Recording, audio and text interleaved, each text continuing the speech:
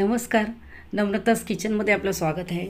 आज आपण मस्त अशी कुरकुरीत आणि एकदम चवीला मस्त अशी बनवणार आहोत मेथीची भजी। तर त्यासाठी इथे मी वाटीभर मेथी घेतलेली आहे। मी एकदम बारीक अशी चिरलेली नाही आहे, पानं आणि देठ तसेच थोडे थोडे ठेवलेले आहे। त्याच्यात घालत आहे मी 1 टेबलस्पून आलं आणि लसणाची पेस्ट, 1 टेबलस्पून घातलेला आहे मी धने पावडर, पाव टीस्पून घातलेला आहे हळद, 1 टेबलस्पून घालायचा आहे गरम मसाला, थोडीशी हिंग घालायची आहे आणि 1 टेबलस्पून घालायचं आहे लाल तिखट, थोडीशी साखर घालूया आणि चवीप्रमाणे मीठ घालायचं आहे। आणि ह्याच्यात आपल्याला घालायचं आहे 1 टेबलस्पून भरून तीळ, 2 टेबलस्पून आपण बेसन घालूया। ह्याच्यात बेसन तुम्ही कमी जास्त करू शकता, तुम्ही मेथी किती घेताय त्याप्रमाणे।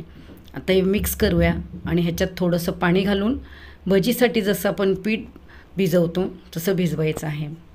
आता ह्याच्यात आपल्याला एक मेन इन्ग्रेडियंट घालायचं आहे, ते साहित्य आहे म्हणजे तांदळाचं पीठ। ह्याच्यात मी 1 टेबलस्पून घातलेलं आहे तांदळाचं पीठ।